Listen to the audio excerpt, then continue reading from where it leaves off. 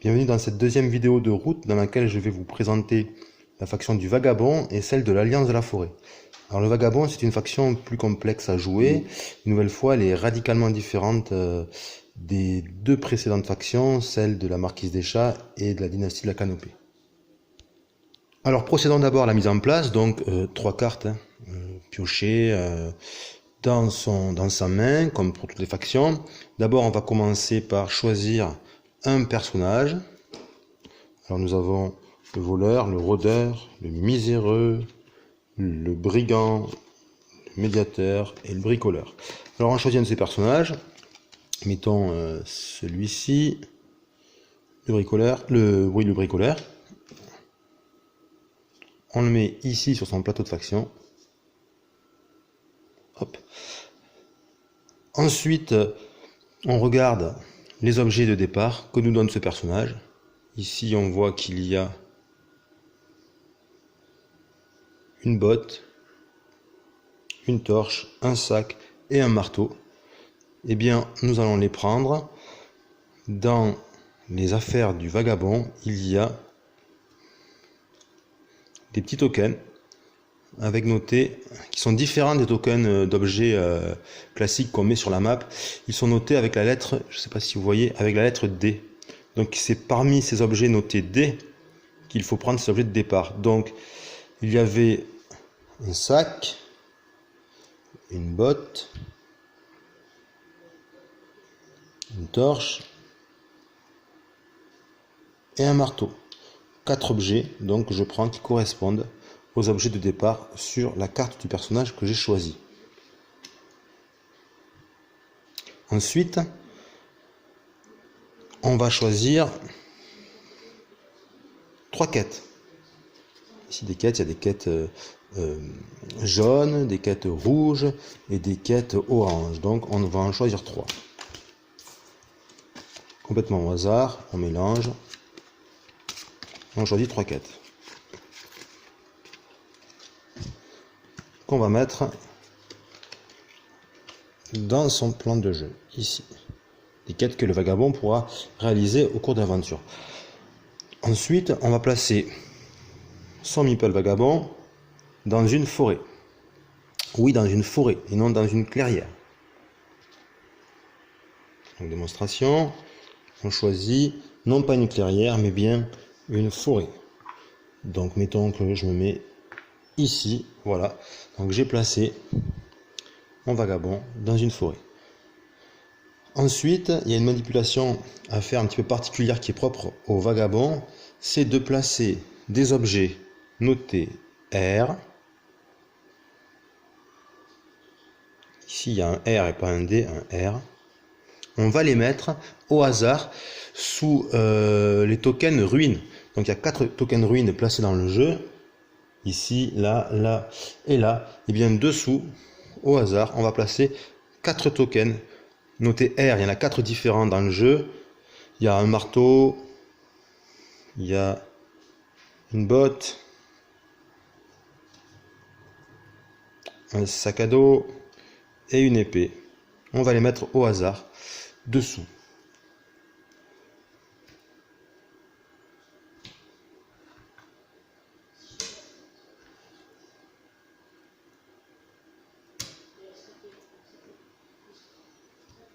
Donc je regarde pas, je mélange et je replace mes ruines à l'endroit noté R.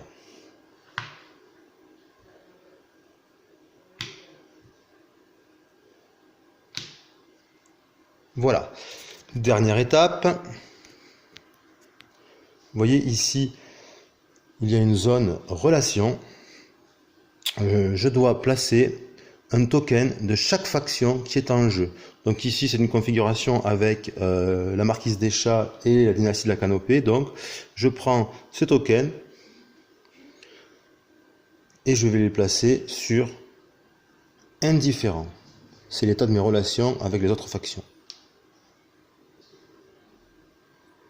Quand j'ai fait tout ça, la mise en place est terminée. Je suis prêt à jouer.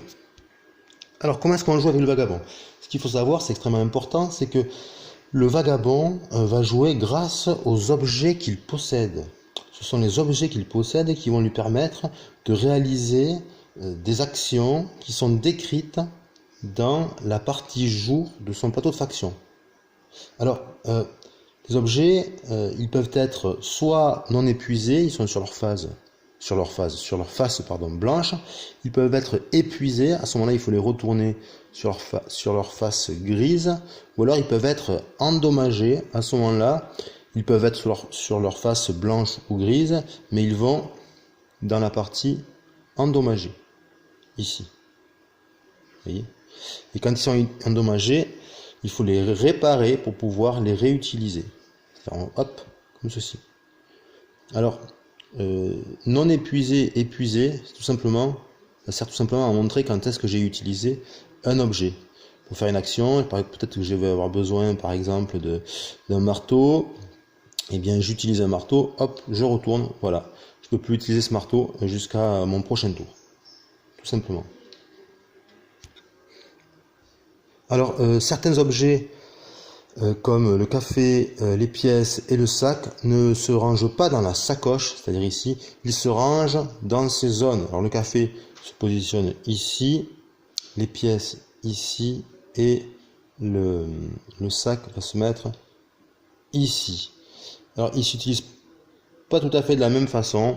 Ils vont en fait booster une action qui est l'action qui est ici pour le café, l'action qui est là pour les pièces, l'action qui est là pour le sac à dos. Allez, c'est parti, on va décrire tout le process d'un tour du vagabond.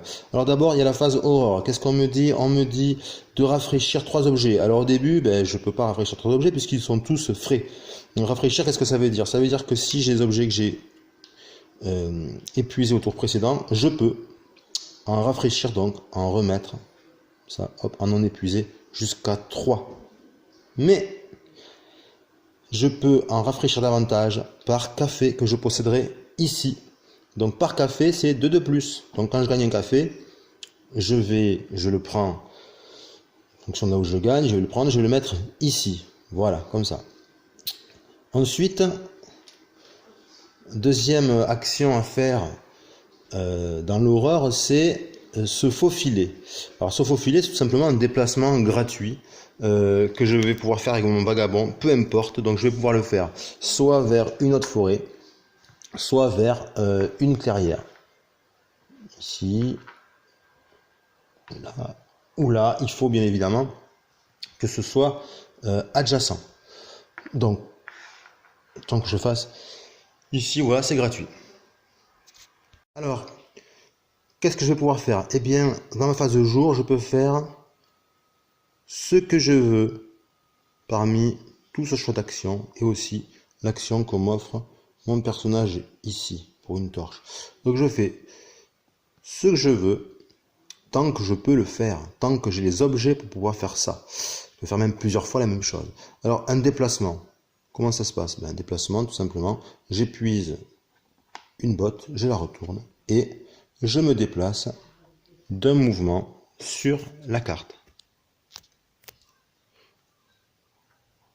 Comme ceci, mouvement adjacent, il faut qu'il y ait un chemin. Voilà. Par contre, je ne peux pas me déplacer dans un bois pour ce mouvement-là. Hein, c'est bien noté, donc c'est un mouvement vers une clairière. Ensuite, je vais me déplacer ici, ça va m'aider pour la suite. Ensuite, je peux faire une exploration. Alors pour ce faire, il faut que je dépense une torche, si j'en ai une. Ça tombe bien, j'ai une torche. Ici. Donc, j'épuise la torche et je fais une exploration.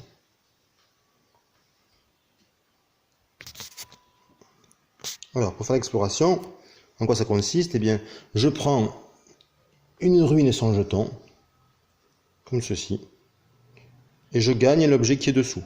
Là, ici, c'est une botte, donc je la mets dans ma sacoche. Je mets la botte dans ma sacoche, et je remets dans la boîte le jeton ruine, ce qui fait que ça va libérer un emplacement supplémentaire pour les autres factions. Quand je réalise une exploration, je gagne un point de victoire. troisième action possible, l'action aide. Alors ici, l'action aide, vous voyez qu'il y a un point d'interrogation, ça signifie que pour pouvoir la réaliser, je peux épuiser n'importe quel objet. Donc ici, par exemple, une botte. J'épuise la botte, je réalise l'action aide. En quoi ça consiste? Eh bien, ça consiste à donner une carte de la couleur de la clairière sur laquelle je me trouve, donc ici une carte souris, à un joueur qui est aussi présent sur la clairière. Là, on voit qu'il y a le joueur chat. Donc je peux lui donner, si j'en possède une carte souris. Je pourrais aussi lui donner une carte oiseau puisque c'est joker. Donc je donne cette carte au joueur chat, et là il va se déclencher deux choses. La première, c'est que je vais faire avancer d'un cran le jeton chat, le token chat, dans ma zone relation. Là, vous voyez, mes relations avec les chats s'améliorent, donc hop, je passe ici. Et qu'est-ce qui se passe? Je gagne un point de victoire. La deuxième chose qui se passe, c'est que je vais avoir le droit de prendre un objet que le chat aurait fabriqué. S'il n'a pas fabriqué d'objet, évidemment, je ne peux pas lui prendre. Mais si le chat a fabriqué un objet, je peux choisir l'objet que je veux lui prendre, un ou plusieurs objets. Là, c'est un objet par carte. Alors ici, par exemple, le chat a construit ses pièces, donc dans objet fabriqué, je peux lui prendre les pièces. Et je vais les mettre dans ma sacoche. Mais comme il s'agit des pièces, en fait, c'est pas dans ma sacoche, c'est ici. Là.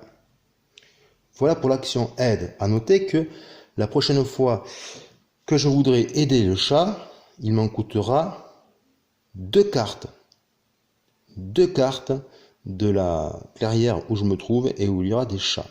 Et à ce moment-là, je gagnerai 2 points de victoire. Après, c'est 3 cartes. Mais une fois qu'on est allié, qu'on a donné 3 cartes, ensuite c'est fort intéressant puisque chaque fois qu'on donnera une carte à son allié, on pourra évidemment gagner des objets qu'il aura fabriqués, mais on pourra gagner systématiquement 2 points de victoire par carte donnée. Donc c'est intéressant. Ensuite, l'action quête. Ici. Alors, l'action quête, ça consiste à épuiser 2 objets qui sont nécessaires pour réaliser une quête. Alors, il faut que je me trouve dans une clairière de la couleur de la quête, ici orange, et il faut que j'épuise ces 2 objets. Alors, une botte et un sac. Bon, là, la botte est déjà épuisée, mais mettons que je ne l'ai pas épuisé, donc à ce moment-là, je les épuise et je réalise ma quête. Alors, je réalise ma quête, je la mets ici pour montrer que j'ai réalisé cette quête, et là, il y a 2 choix qui s'offrent à moi. Un choix, pardon, qui s'offre à moi, 2 possibilités. Soit je pioche 2 cartes, soit je gagne 1 point de victoire par quête orange réalisée. Ce qui fait que là, par exemple, je vais piocher 2 cartes. Et je gagne ces 2 cartes que je mets dans ma main. J'ai donc maintenant 4 cartes. Je vous rappelle que, quelle que soit la faction, on ne peut pas dépasser 5 cartes en main. Une fois que j'ai fait cette quête, ça signifie que si par la suite, je repioche immédiatement une autre quête, pour avoir, il faut que j'ai toujours 3 quêtes de disponibles. Donc je disais que cette quête étant réalisée, la prochaine fois que je vais réaliser une quête souris orange, j'aurai toujours ce choix, donc soit prendre 2 cartes, soit gagner 1 point par carte orange. Donc là, je gagnerai 2 points, parce que j'en avais fait une.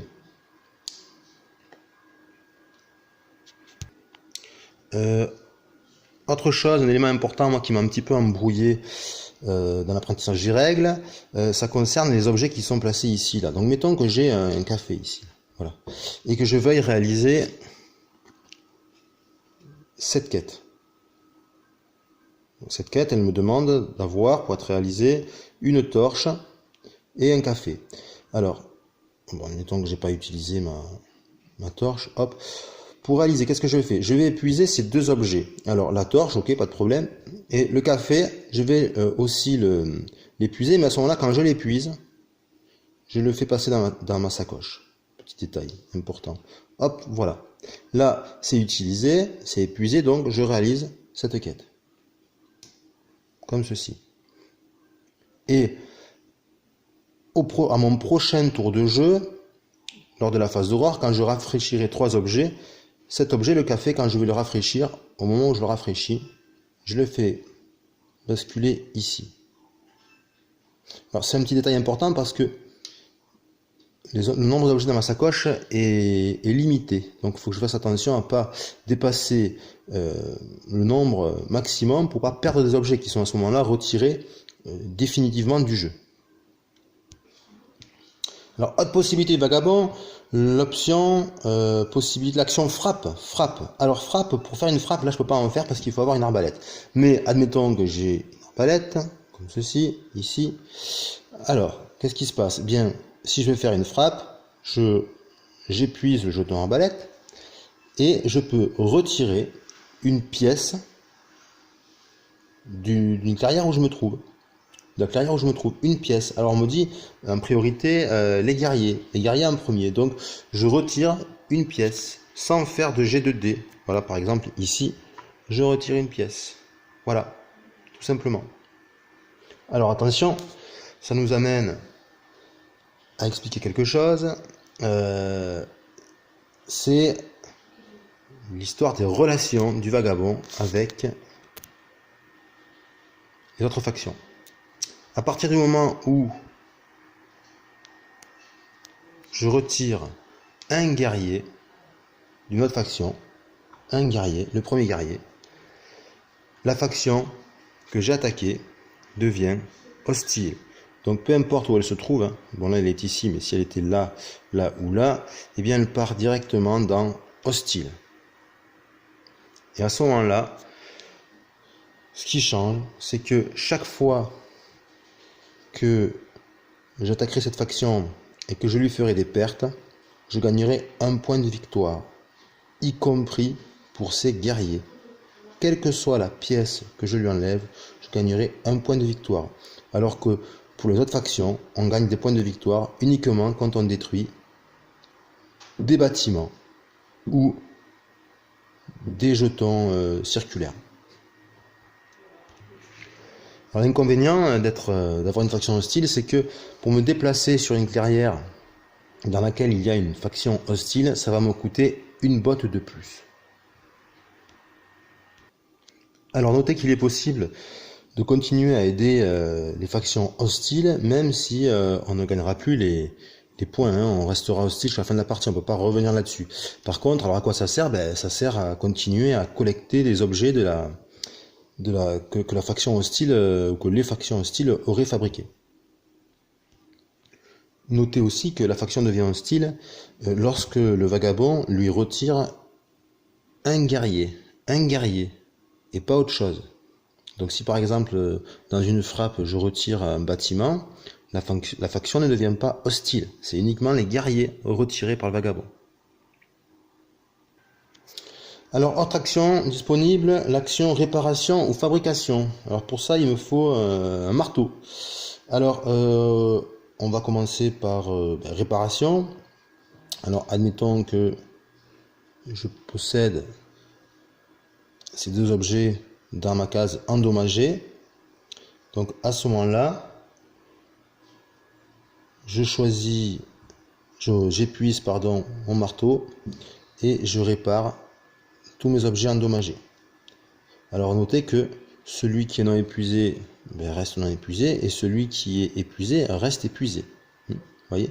Donc voilà, ils sont réparés pour un marteau. La fabrication, en quoi ça consiste? Eh bien, regardez ici, j'ai cette carte.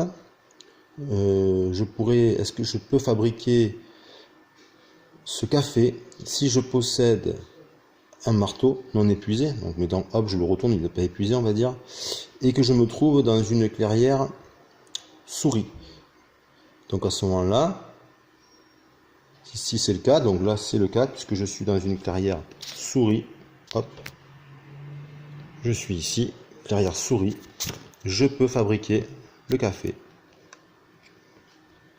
Alors je retourne mon token marteau et je vais prendre le café à l'emplacement d'objet qui est sur le plateau et je vais le positionner ici.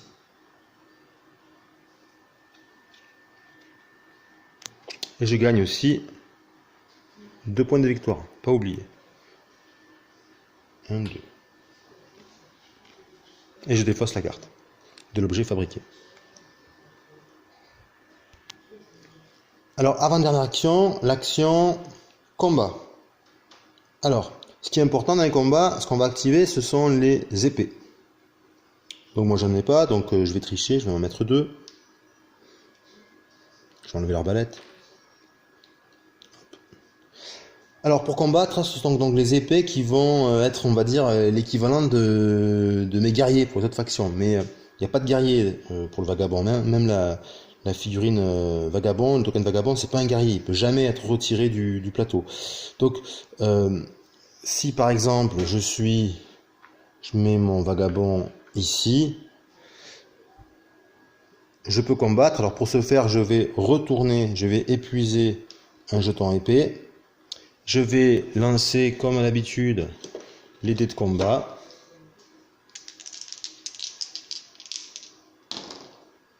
Je fais 2 et 1. Alors comment est-ce qu'on fait pour les pertes là? Eh bien c'est le nombre d'épées, qu'elles soient épuisées ou non, qui compte. Si elles sont endommagées, elles ne comptent pas. Si c'est endommagé, ça ne compte pas. Mais si c'est sur le côté blanc ou sur le côté gris, là c'est bon, il ne faut pas que ça soit endommagé. Donc ici je peux faire un maximum de 2 pertes. Donc je vais enlever 2 pertes à la canopée. Et la canopée va m'infliger une perte. Alors 2 pertes à la canopée, hop, c'est retiré. Et une perte pour moi, comment on règle ça? Eh bien tout simplement, je prends une de mes 2 épées, ou pas forcément, pas une de mes 2 épées, que dis-je? Je prends un de mes objets, celui que je veux, et je le mets dans endommager. Donc, je vais choisir cette botte, hop, et elle va dans endommager. Voilà pour les pertes du vagabond. Dernière action disponible, l'action de mon personnage, du bricoleur. Alors ici, pour l'activer cette action, il me faut épuiser une torche. Donc je l'épuise et je peux réaliser l'action. Qu'est-ce que l'action du bricoleur? Eh bien en fait, je vais pouvoir prendre une carte de la défausse. Mais cette carte, il faut qu'elle soit de la couleur de ma clairière, de la clairière où je me trouve. Et je peux, on me dit toujours, prendre une carte oiseau. Donc je vais voir dans la défausse, ici j'ai 2 cartes. Ici, j'ai une carte lapin, clairière jaune, et une carte souris, clairière orange. Je peux pas choisir la carte orange. Pourquoi? Parce que je viens d'attaquer les oiseaux, je suis dans une clairière lapin. Donc je peux prendre ça, et ça tombe bien puisque c'est le café que j'avais fabriqué. Donc je pourrais à nouveau fabriquer un café, bien évidemment, s'il en reste un de disponible. Je vous rappelle qu'il y a des cafés, il y en a 2 dans la section objet du plateau central. Donc là j'en avais pris un, donc je pourrais à notre tour éventuellement fabriquer le deuxième si un autre joueur ne le fabrique pas avant moi.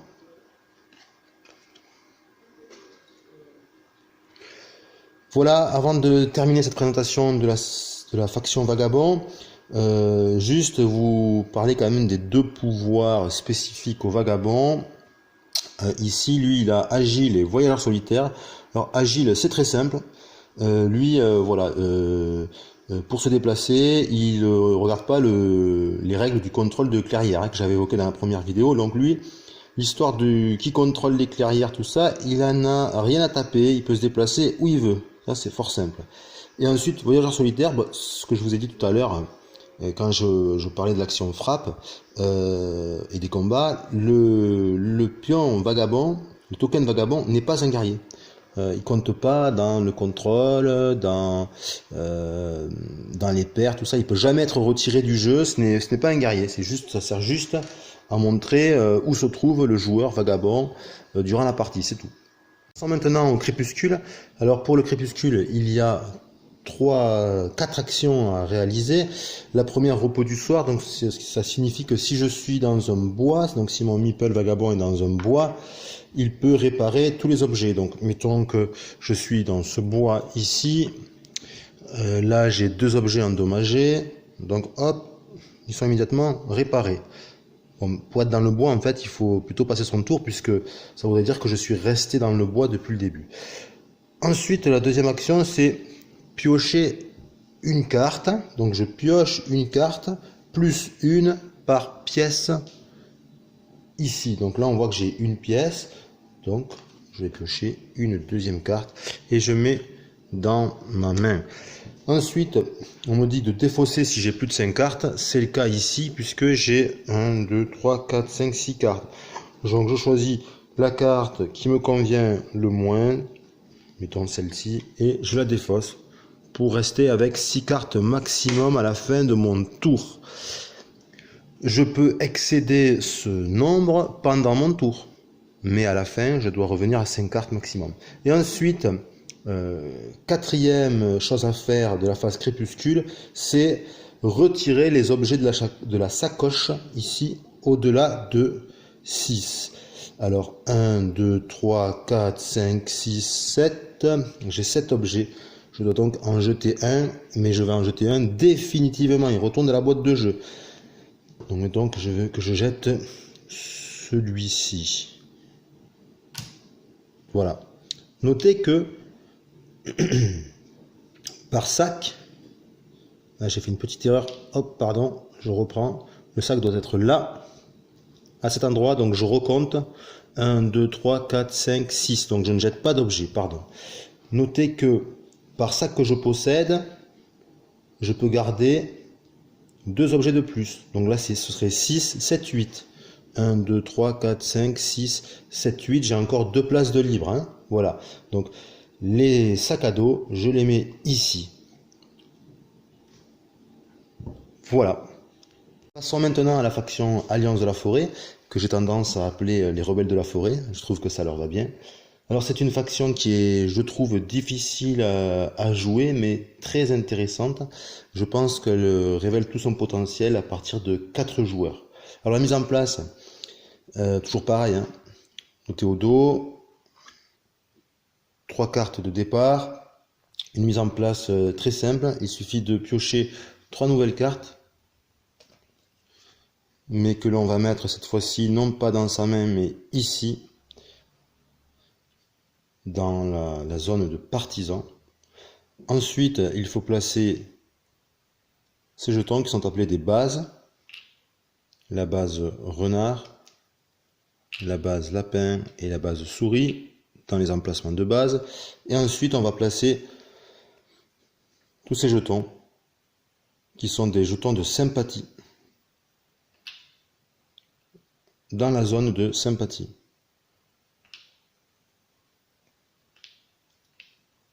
Et une fois qu'on a fait ça, on pense à mettre son jeton, son jeton compteur de points de victoire, et la faction est prête pour être jouée. Alors commençons donc par la phase Aurore. Alors Aurore, à la phase Aurore, on peut d'abord faire une révolte, puis gagner de la sympathie. Alors au premier tour, on ne peut pas faire de révolte. Pourquoi? Parce que pour faire une révolte, il faut avoir sur le plateau un jeton de sympathie, et au départ ce n'est pas le cas. Mais on va faire comme si c'était le cas. Donc si j'avais par exemple un jeton de sympathie ici, je pourrais déclencher une révolte ici, à la condition d'avoir 2 cartes renard dans ma pile de partisans. Ici, vous voyez, c'est pas possible, j'en ai qu'une. Mais on va faire comme si c'était possible. Donc je vais prendre une carte renard.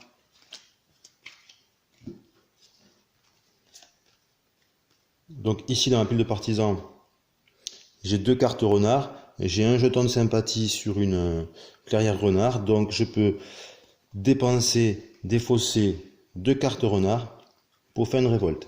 Alors qu'est-ce que ça fait? Je dépense, j'enlève toutes les pièces qui sont présentes sur la clairière,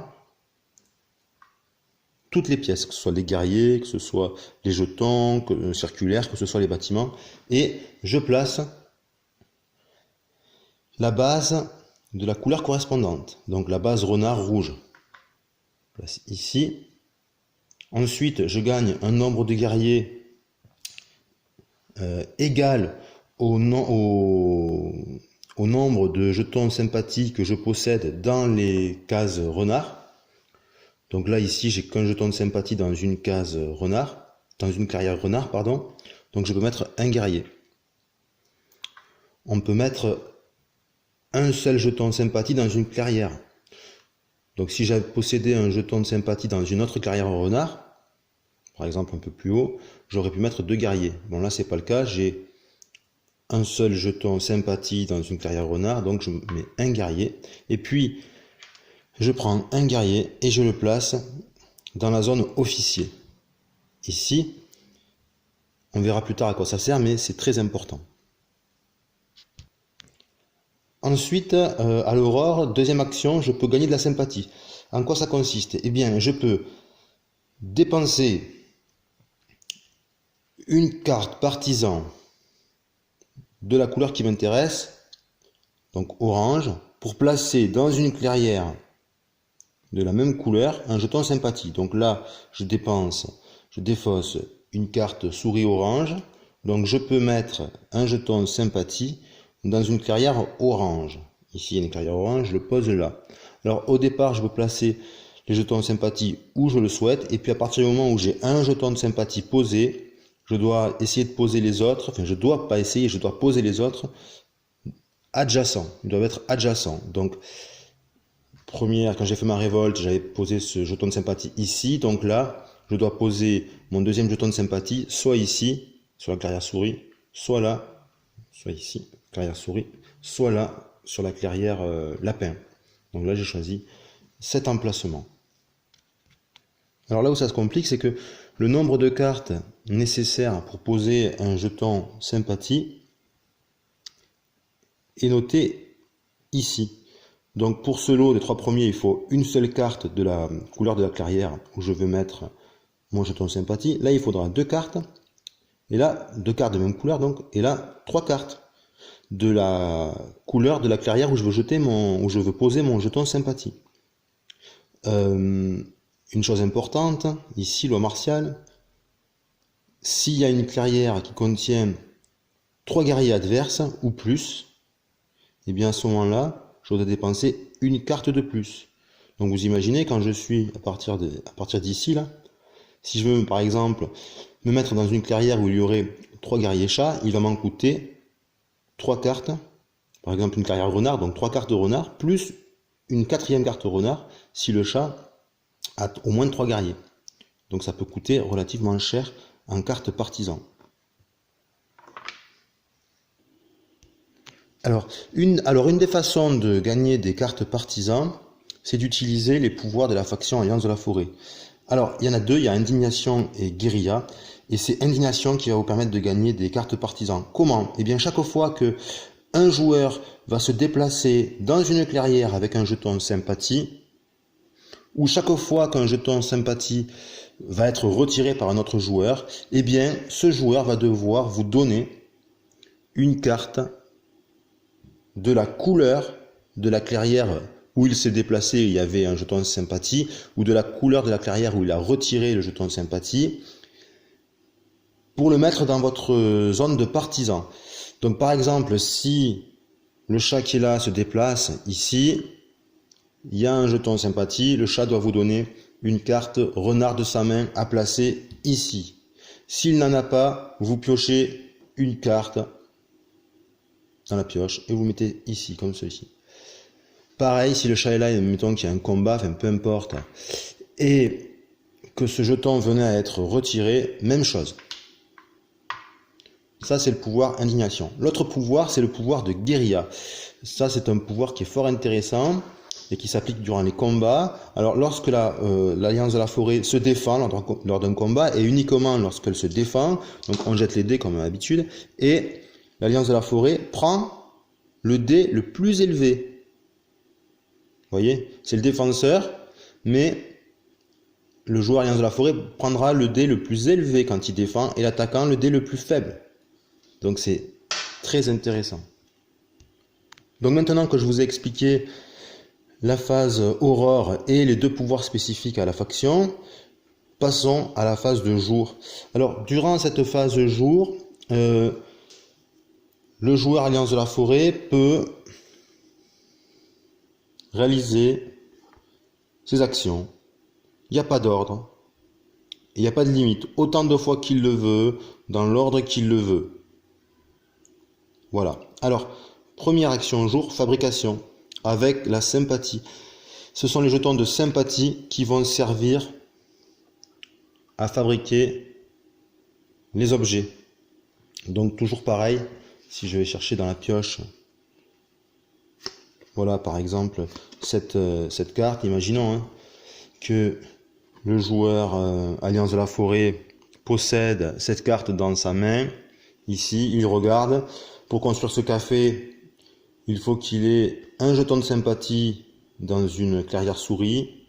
C'est le cas là. Voyez. Donc à ce moment-là, il gagne 2 points en fabriquant un café et il pose dans les objets fabriqués. Voilà, donc ça c'est fabrication. Il peut le faire tant qu'il le souhaite et surtout tant qu'il possède des cartes qui lui permettent de fabriquer quelque chose et puis suffisamment de jetons de sympathie à l'endroit où il faut. Ensuite, deuxième action de la phase jour, c'est mobilisation. Alors, vous ajoutez une carte de votre main à vos partisans et vous pouvez le faire un nombre illimité de fois. Donc, par exemple, ici, on pourrait très bien imaginer que je vais mettre ces 2 cartes, hop, je les rajoute à ma pile partisans, même les 3 cartes si je veux. Vous voyez? Voilà, ça c'est la deuxième action, très simple. Troisième action, c'est l'entraînement. Alors là, il vous faut avoir une base, déjà, parce que si vous n'avez pas de base, vous ne pouvez pas faire d'entraînement. Donc il faut avoir une base posée sur le plateau de jeu. Alors qu'est-ce que vous pouvez faire avec l'entraînement? Eh bien, vous dépensez une couleur,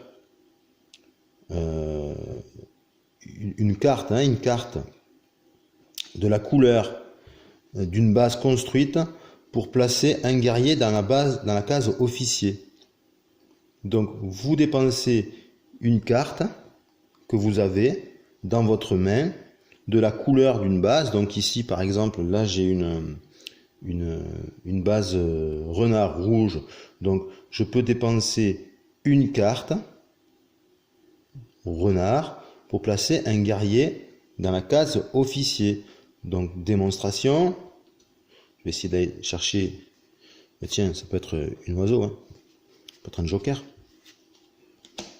Donc si j'ai ça dans ma main, ici, je peux dépenser cette carte renard ou cette carte oiseau puisque c'est un joker.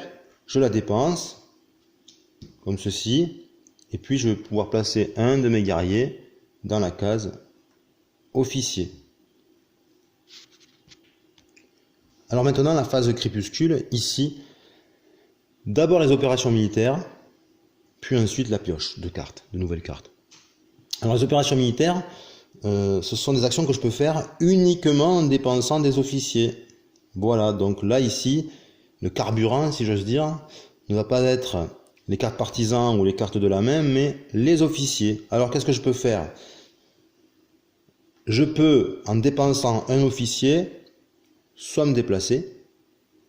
Donc par exemple, je dépense cet officier, tchac, et je peux déplacer un ou plusieurs guerriers qui est sur le plateau central d'un segment, d'une clairière. Donc par exemple, hop, comme ça, c'est le déplacement. Je peux ensuite, aussi si j'ai suffisamment d'officiers, je peux recruter. Donc tout simplement, recruter, hop, je dépense mon officier, je le... Comme ça pour montrer que je l'ai utilisé, je le mets par terre. Enfin par terre à plat. Et je fais venir un guerrier sur une base, dans une clairière où il y a une base. Ça c'est pour l'action recrutement. Ensuite, je peux aussi faire un combat, donc classique, voir les règles du combat, principe du combat de ma première vidéo. Et dernière possibilité, je peux faire organisation. Qu'est-ce que ça veut dire? Eh bien, je peux retirer un guerrier et placer une sympathie, un jeton de sympathie sur sa clairière. Donc imaginons, ici je recommence, j'ai 2 officiers. Je décide de faire un déplacement, je me mets ici. Hop, en 2, je décide de faire organisation. Hop, je montre que je l'utilise. Je retire ce guerrier. Je le retire. Et je mets un jeton sympathie. Comme ça, sans avoir à utiliser de carte partisan. Alors au début, c'est peut-être pas très intéressant. Mais ensuite, quand les cartes commencent à valoir, quand les jetons sympathiques commencent à valoir 2 cartes partisans, puis après 3 cartes, là ça devient intéressant, puisque il m'en coûte juste un guerrier. Une fois qu'on a fait ces actions, si on a des officiers, on les remet debout pour le prochain tour, et on passe à piocher. Donc là, j'ai le droit de piocher une carte, qui va dans ma main, plus une carte supplémentaire par petit symbole. Petit symbole comme ça là. Ici. Par symbole comme ça qui sont visibles sur mon plateau de faction. Alors hop, ici, c'est visible, donc je vais piocher une deuxième carte. Donc vous voyez que, en fait, on gagne la possibilité de piocher davantage de cartes chaque fois qu'on a davantage de bases. Plus on a de bases, plus on peut piocher de cartes. Si on a plus de 5 cartes dans sa main, on doit défausser les cartes excédentaires de son choix. Voilà, c'est la fin de cette vidéo de présentation des règles de route, cette série de 2 vidéos. Si vous avez aimé ma présentation, bien n'hésitez pas à lâcher un petit pouce vers le haut. N'hésitez pas aussi à commenter, faire des suggestions. Si vous souhaitez que j'explique les règles d'un autre jeu, si je l'ai, ce sera avec plaisir. J'espère que j'ai été relativement clair. Vous avez compris que je fais ça avec les moyens du bord et que c'est mes 2 premières vidéos. Donc soyez indulgents. Voilà. À bientôt.